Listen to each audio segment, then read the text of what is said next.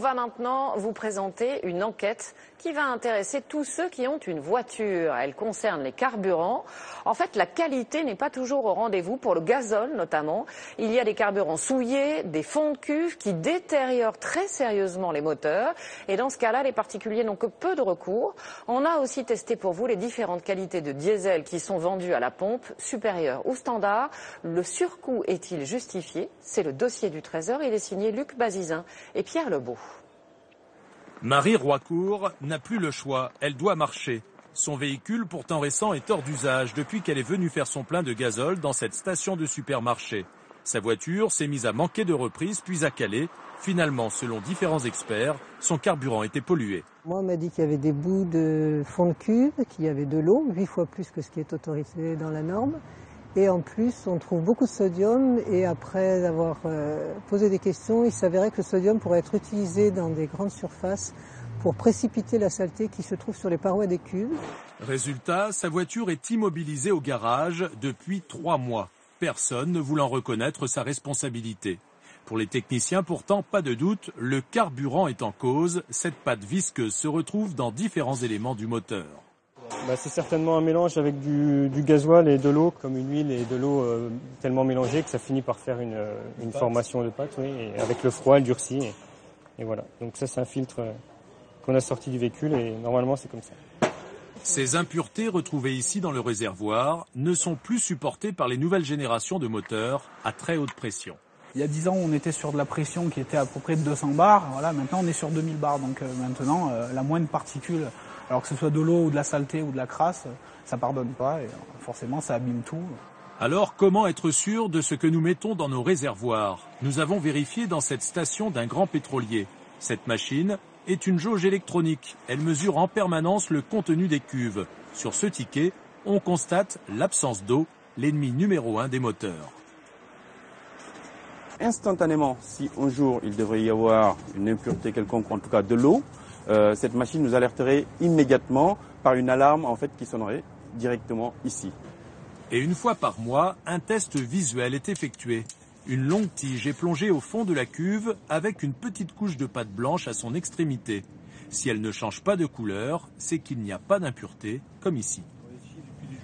Ça veut dire qu'il n'y a pas d'eau dans notre cuve. Pour vous montrer comment ça réagit, si on la met dans l'eau, vous voyez, il y a tout de suite une réaction qui se fait.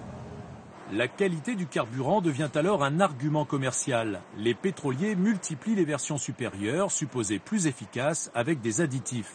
Pour le gazole, par exemple, la différence de prix est de 4 centimes à la pompe. Certains y croient, d'autres moins. Personnellement, je prends toujours du normal. Pourquoi? La différence de prix, après, je suis pas convaincu par les effets de l'excelsium, en fin de compte. J'ai constaté, puis le garagiste, mon mécano me l'avait dit aussi, que ça encrassait moins et qu'on roulait pour le même nombre de litres de carburant, on roulait plus. Ça m'est arrivé d'essayer, mais j'ai jamais vu la différence. Nous vérifions donc s'il y a une réelle différence. Ce centre de recherche d'un grand pétrolier nous ouvre ses portes.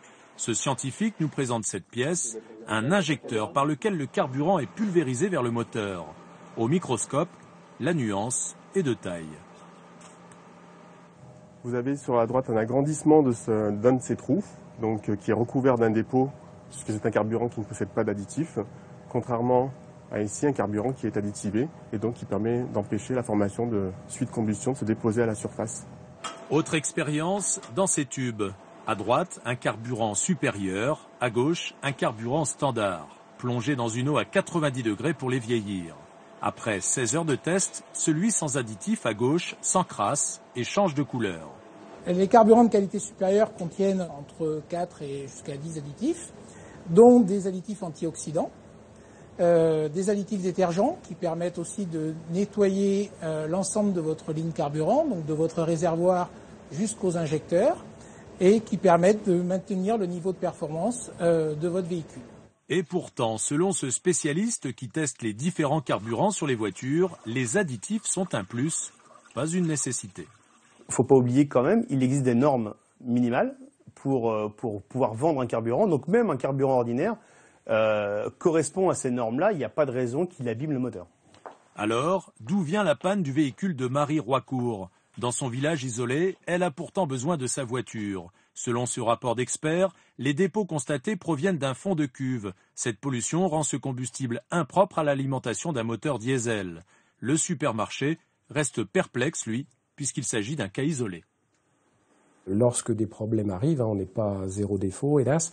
À ce moment-là, c'est pas une cliente ou un client isolé qui tombe en panne, c'est 20, 50 clients dans la matinée ou dans l'après-midi, avec 300 clients par jour. S'il y a un problème, on le sait immédiatement, vu l'afflux de problèmes. Si on n'arrive pas à retrouver plusieurs personnes qui ont eu le même problème, ben on est sacrément embêté.